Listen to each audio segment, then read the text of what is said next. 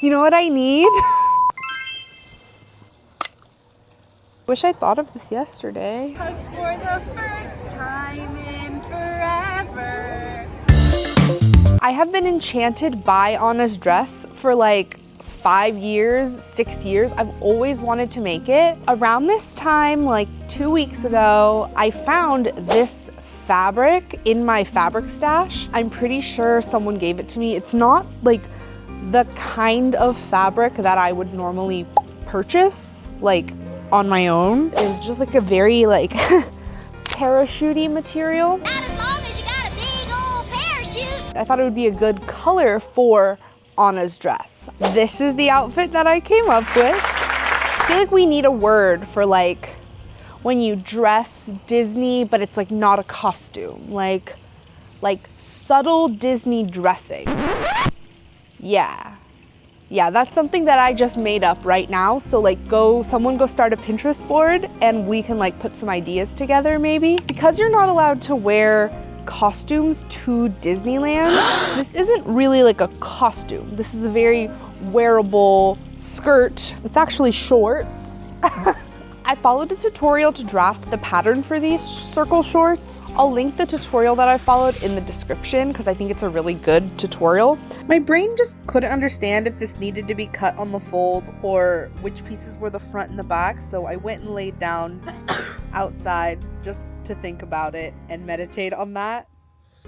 If you're cutting this out on your parents' wood floor, don't be an animal, use a mat. Then I folded the edge of the fabric a bunch of times so that I could get a nice even waistband. I used this ruler as my straight edge so that it would be perfectly even all the way across. And then boom, I had a wonderful waistband. It was way too long, but I knew I was gonna cut it. Then I realized that I didn't need to cut these on the fold because I just cut them apart anyway.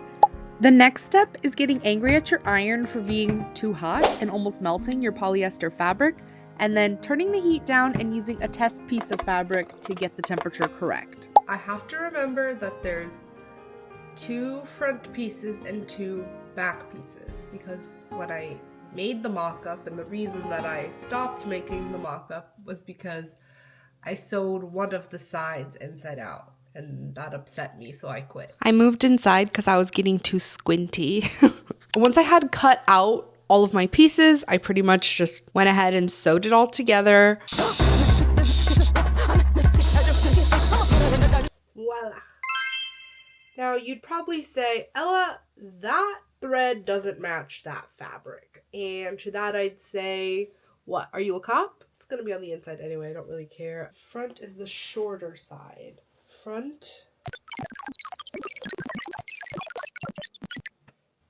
to front. I think I at least matched the first pieces correctly because they are a match. I did use my serger just because I thought it would be like faster.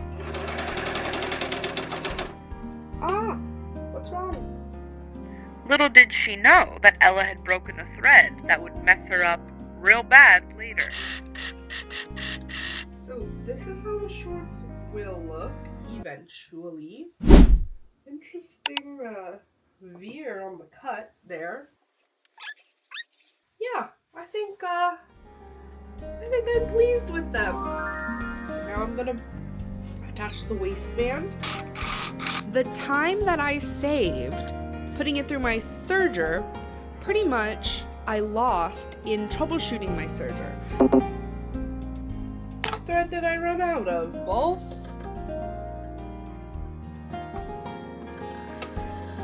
Whatever. Oh, jeez. Does that mean my...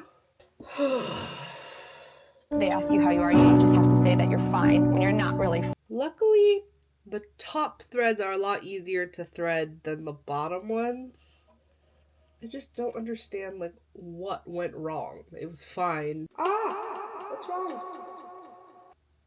And then it was messed up. I thought I threaded it fine, so I put this test piece through, and it was not fine. Why? What's the issue? Okay, so it kept getting, like this kept getting stuck in here. Who knew? All right, test piece. Okay, I think that's correct. I have a love-hate relationship with the serger. Now that that's fixed, we have a waistband. Oh, I literally thought this was an invisible zipper. I grabbed it from my stash like, okay, it's a white invisible zipper. Like, it is an invisible zipper. I will give myself that much. Okay, I found another one. Unfortunately, this one is visible though. So, truly, like, I think I forgot how much I hate installing zippers. This is miserable. I literally had not even started yet. Now I can switch to my straight stitch machine. That's how the zipper looks. I'm not displeased. I'm gonna tuck these down and do like a straight stitch down to keep them out of the way. But I'm not upset with it. Here's where we are with the skirt that are short. I'm like really pleased with the fit. Like, not too bad. I put on a black shirt so it could feel more Anna-ish. I'm liking it. Then it was my favorite time, which was painting time. So I like put on a movie, traced out my whole pattern. It took me a really long time to color match the color that I wanted. In a lot of recreations I've seen, people have sewn a different colored fabric in. I kept like trying to paint it, and then it would like leak through, and it was a whole thing. As I was painting the floral design of Anna's skirt, I couldn't help but think about this artwork that's outside of the Bippity Boppity Boutique, these kind of geometric florals. I learned it's a type of art called rose mauling, which originated in Norway in the 18th century, and a ton of the art from Frozen is based on it. Then the day finally came when I got to take it to Disneyland, and I was so excited. Just like my sister Anne with the adventure rings too. Should I get this? I mean, it's crazy. What? We finish each other's. Does this mean that you might have some of the chocolate towels just like Anna does too? If you enjoyed this video and you want more subtle Disney dresses, please subscribe. I sew things that enchant me. I've been enchanted by this skirt for a really long time. I'm so pleased that it's finally come out. Let me know if there's a DIY that you want to see.